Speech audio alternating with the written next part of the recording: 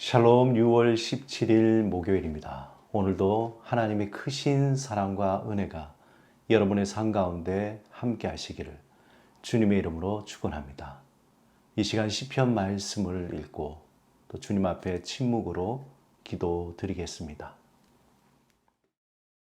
하나님이여 나를 구원하소서. 물들이 내 영혼에까지 흘러 들어왔나이다. 나는 설 곳이 없는 깊은 수렁에 빠지며 깊은 물에 들어가니 큰 물이 내게 넘치나이다. 내가 부르짖음으로 피곤하여 나의 목이 마르며 나의 하나님을 바라서 나의 눈이 쇠하였나이다.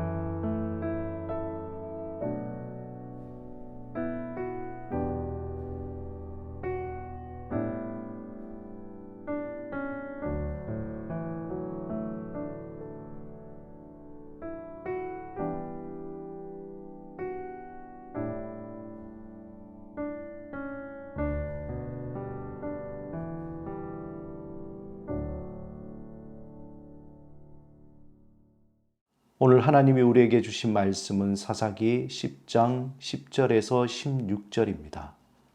이 시간 마음을 다해 말씀을 읽겠습니다.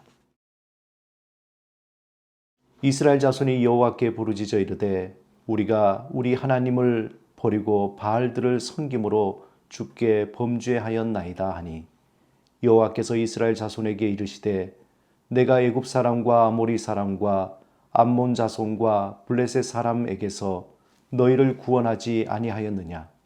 또 시돈 사람과 아말렉 사람과 마온 사람이 너희를 압제할 때에 너희가 내게 부르짖음으로 내가 너희를 그들의 손에서 구원하였거늘 너희가 나를 버리고 다른 신들을 섬기니 그러므로 내가 다시는 너희를 구원하지 아니하리라.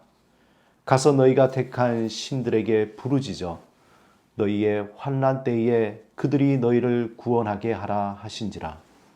이스라엘 자손이 여호와께 여쭈되 우리가 범죄하였사오니 주께서 보시기에 좋은 대로 우리에게 행하시려니와 오직 주께 구하옵나니 오늘 우리를 건져 내옵소서 하고 자기 가운데에서 이방 신들을 제하여 버리고 여호와를 섬김에 여호와께서 이스라엘의 공고로 말미암아 마음에 근심하시니라. 우리가 다른 사람에 대해 표현할 때 마음이 상한다라는 표현을 할 때가 있습니다. 그 말 그대로 하면은 마음이 마치 과일이나 음식처럼 썩어진다, 또 상한다 그러한 말인데 이것의 의미는 어떤 일로 인해서 마음이 쓰리고 아프고 또 괴롭다는 그러한 의미를 나타냅니다. 우리가 사사기를 묵상하다 보면은 자연스럽게 죄악에 빠진 이스라엘을 생각하는 그 하나님의 마음은 어떠할까 이런 생각을 하게 됩니다. 죄를 짓고 회개하고 또다시 구원받고 또 죄를 짓고 그것을 반복하는 그 이스라엘 백성을 바라보는 하나님의 그 마음은 어떠할까? 부모가 되면서 부모님은 어떻게 살아오셨을까라는 그 아픈 생각이 우리 마음 깊은 곳에 스며들게 됩니다. 온갖 투정과 불평과 그 모든 것들을 받아주시면서 부모님은 자식을 또 참고 인내하며 또 돌봐주며 그렇게 키워내셨습니다. 그렇게 살아오신 부모님을 생각하면은 우리의 마음이 쓰리고 아프고 또 후회가 밀려올 때가 있습니다. 이스라엘 백성들은 폭정으로 다스리던 아비멜렉이 죽은 후에도 계속해서 사사들이 등장하여서 구원하고 또 이스라엘을 또 회복시켜 줍니다. 그 당시에 활약했던 사사로 부하의 아들 돌라와 길랏 사람 야일이 있습니다. 그런데 사사기 10장에는 이전장과 달리 그들의 이름과 통치 기간을 제외하고는 다른 특별한 이야기가 없습니다. 그렇다고 해서 그 사사들의 그 중요성이 없다는 것이 아니라 계속해서 하나님은 사사들을 세우시고 그 사사들을 통하여서 이스라엘을 구원하시고 보호하시고 다스렸다는 그러한 내용입니다. 그러나 사사들로 인해서 평화롭게 살아가던 이스라엘이 조금씩 하나님을 망각하게 되고 또 그들의 우상을 섬기며 타락하게 됩니다. 그제서야 그들은 또 하나님께 배반하고 또 다른 민족들에게 억압당하고 고통당하고 다시 또 하나님 앞에 또 구하고 이러한 일들을 반복하게 됩니다. 우리가 잘 알듯이 사사기 9장에서 보면 형제 70명을 무참히 살해하고 왕권을 쟁탈했던 아비멜렉이 그 철권 통치가 그의 처참한 죽음으로 막을 내리게 됩니다. 그리고 아비멜렉 이후에 이스라엘은 정말 오랫동안 무려 45년 동안 평화로운 시간을 보내게 됩니다. 하나님은 돌라와 야일이라는 두 사사를 세우시고 그들을 통하여서 이스라엘을 평화롭게 해주셨습니다. 이스라엘은 호시탐탐 그들을 노렸던 대적들을 물리침으로써 전쟁으로 인한 고통에서 해방되는 듯 했습니다. 그런데 바로 이 평안의 때에 그들은 또다시 하나님을 조금씩 잊어버리게 됩니다. 망각하게 되고 하나님이 가증히 여기시는 우상을 숭배하기 시작합니다. 이처럼 이스라엘은 조금만 육신이 편해져도 또 사는 것이 넉넉해져도 다시 또 하나님을 망각하고 또 우상을 섬기는 그러한 범죄를 저지른 것이죠. 결국 이스라엘은 근본적으로 죄의 노예요 습관적인 악의 종이라는 그러한 어떤 오명을 버리지 못하게 된 것입니다. 이같이 이스라엘의 절망적인 그러한 모습들, 반복되는 그들의 범죄의 고리들을 바라보면서 또 우리도 그렇지 않은가 이런 생각을 하게 됩니다.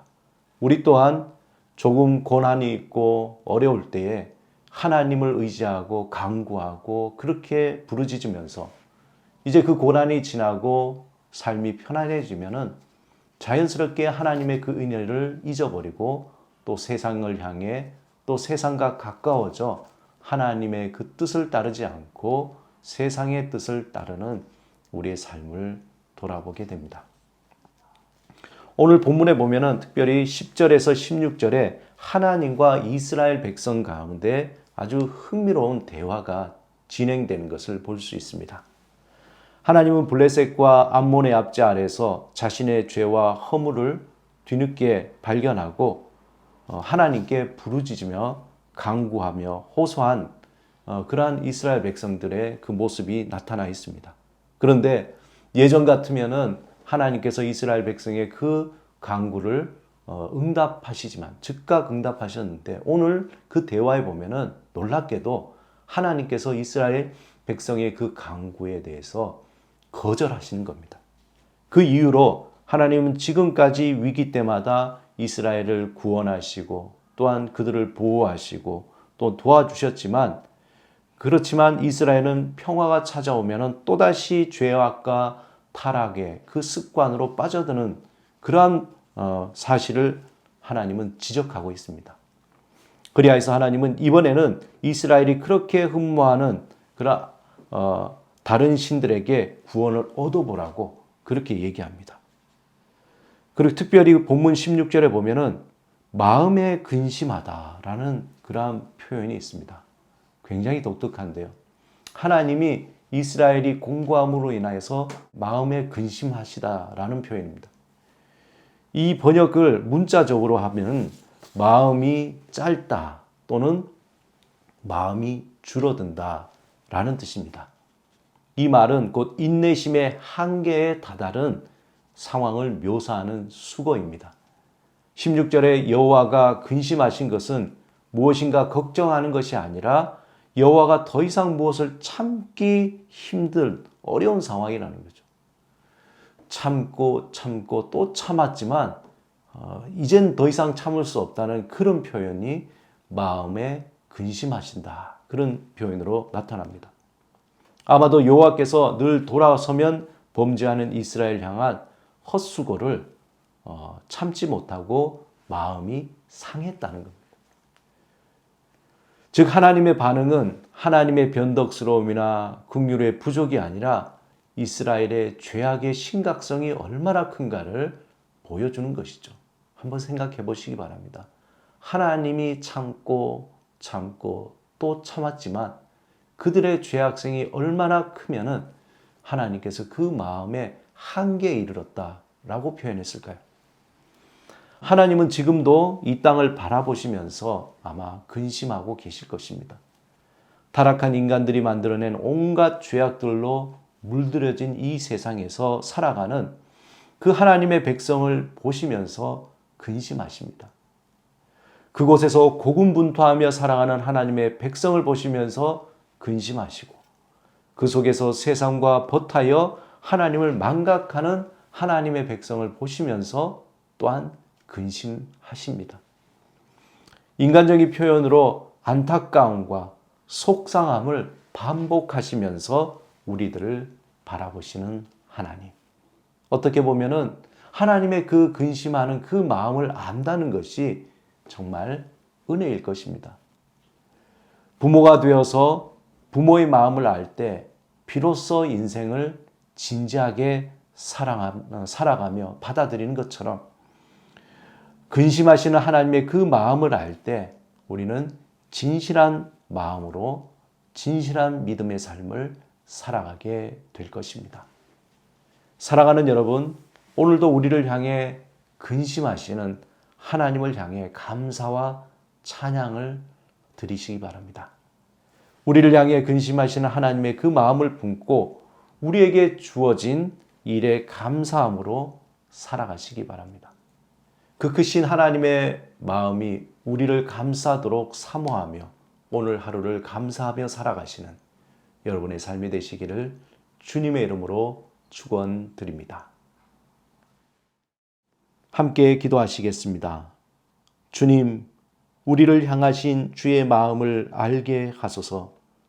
우리를 사랑하시고 근심하시는 하나님의 마음을 품고 오늘을 감사하며 살게 하소서. 예수 그리스도 이름으로 기도드립니다. 아멘.